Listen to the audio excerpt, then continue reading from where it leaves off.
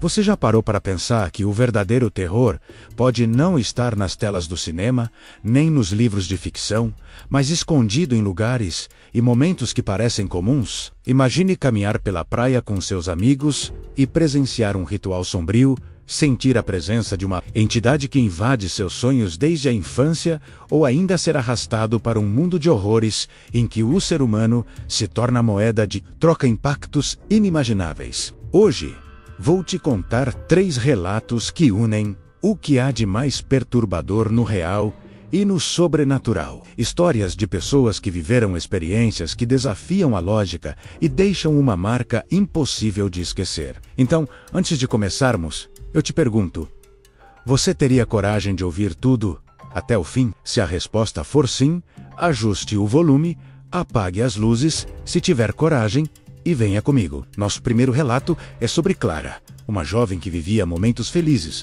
com seu namorado Zé, sua melhor amiga, Marel, e João, o parceiro dela. Eram inseparáveis, e nas férias nada os animava mais do que uma viagem à praia. Mas o que deveria ser apenas diversão se transformou em um pesadelo. Depois de um dia comum de sol e mergulhos, o grupo decidiu explorar uma área mais isolada. Entre pedras e dunas, avistaram um grupo de pessoas vestidas de preto, em círculo, murmurando palavras numa língua que ninguém reconhecia. No centro, uma mulher pálida liderava a cerimônia. Eles observaram em silêncio, até que algo os fez gelar. Uma criança foi colocada diante deles, e um bode, amarrado e em desespero, foi degolado. O sangue, recolhido em uma tigela, foi misturado com o corte feito no braço da criança. O ar pesado, o cheiro metálico e os cânticos aumentavam a cada gota. Clara descreve que sentiu as pernas tremerem, e quando perceberam que estavam próximos demais, fugiram correndo. Você já parou para pensar quantas práticas ocultas podem estar acontecendo bem perto de nós, longe dos olhos da sociedade? O impacto dessa experiência não ficou apenas na lembrança. Clara e seus amigos passaram meses evitando praias isoladas. E até hoje ela afirma sentir o cheiro de sangue misturado ao sal do mar em seus sonhos. Historicamente, relatos de rituais à beira-mar não são novos. Civilizações antigas acreditavam que o mar era um portal para o além, e muitas culturas realizavam sacrifícios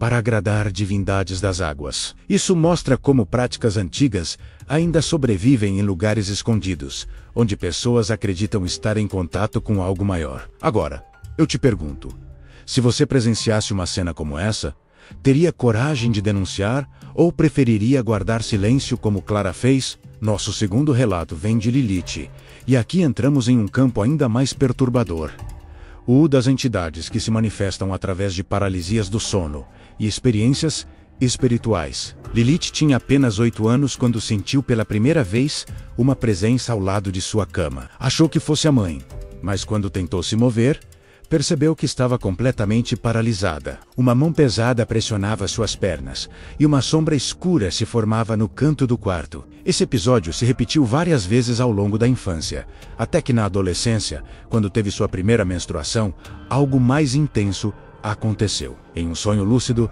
viu a entidade entre suas pernas, bebendo seu sangue e sussurrando que havia esperado por aquele momento durante anos. Você acredita que certos espíritos escolhem uma pessoa e a acompanham por toda a vida? Para Lilith, a experiência foi devastadora. Ela passou noites acordada, rezando para não dormir, e até evitava ficar sozinha em casa. Com o tempo, percebeu que a entidade parecia se fortalecer em momentos de fragilidade emocional. Isso levanta uma questão cultural muito importante.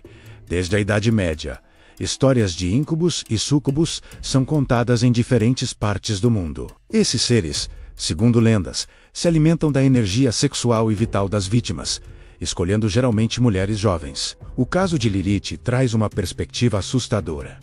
Será que essas entidades são apenas fruto da mente humana, explicadas pela ciência como paralisia do sono?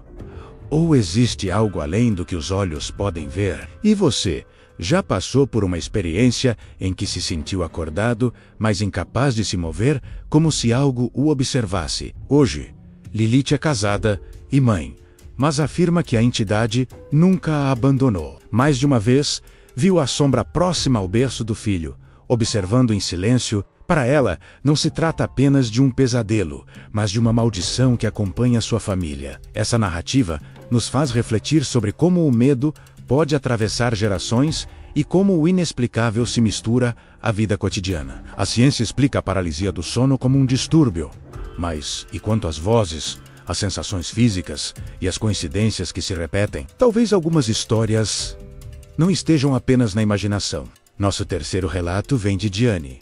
E talvez seja o mais perturbador de todos, porque mostra a escuridão humana em sua forma mais cruel. Diane nasceu em um vilarejo pobre, em meio à fome e à miséria. Quando criança, viu o irmão morrer por infecção causada por água contaminada. Depois, perdeu o pai e a avó idosa em um ato de sacrifício. Deixou-se morrer de fome para que os netos tivessem o pouco alimento que restava. Mas o maior horror ainda estava por vir. Sua mãe, desesperada, sufocou um dos filhos com deficiência e passou a vender os outros. Diane foi vendida aos 11 anos para um caminhoneiro que a levou até Goiás, onde sofreu abusos durante anos. Agora eu pergunto a você, até onde o ser humano é capaz de ir quando a fome e a miséria tomam conta? Aos 16 anos, Diane conseguiu fugir, mas acabou sendo atraída para a prostituição nas ruas. Foi nesse período que conheceu um cafetão e passou a viver em um prostíbulo isolado, onde descobriu que aquilo não era apenas um lugar de exploração sexual, mas um centro de práticas sombrias. Ali, homens poderosos realizavam rituais com sangue de animais, invocações e até mesmo corpos sem vida. Diane relata que, muitas vezes, não atendia apenas homens, mas entidades que eram invocadas por eles durante os rituais. Imagine o peso psicológico de viver em um ambiente onde o corpo humano não é apenas explorado, mas usado como ferramenta em práticas ocultas. Diane viveu ali até os 18 anos, quando finalmente encontrou uma oportunidade de escapar. Reconstruiu a vida, estudou, formou-se em direito e criou uma família. Mas mesmo tendo superado parte dos traumas, ainda carrega lembranças do prostíbulo macabro. Esse relato nos mostra não apenas o lado sombrio de seitas secretas, mas também o poder da resiliência humana. O impacto cultural dessa história é profundo. Em várias partes do mundo, existem registros de sociedades secretas que utilizam práticas ritualísticas envolvendo pessoas marginalizadas. A grande questão é: quantas dessas histórias permanecem escondidas, protegidas pelo medo e pelo silêncio? Esses 3 relatos, Clara e o ritual na Praia Lilith, e a entidade que a perseguia, e Diane com os horrores do prostíbulo, têm algo em comum. Todos mostram que o terror pode estar em qualquer lugar, seja em um canto isolado da praia, dentro do quarto escuro, ou escondido em casas e prostíbulos. Eles nos lembram de que a linha entre o real e o sobrenatural é mais tênue do que pensamos. Agora, eu quero saber de você.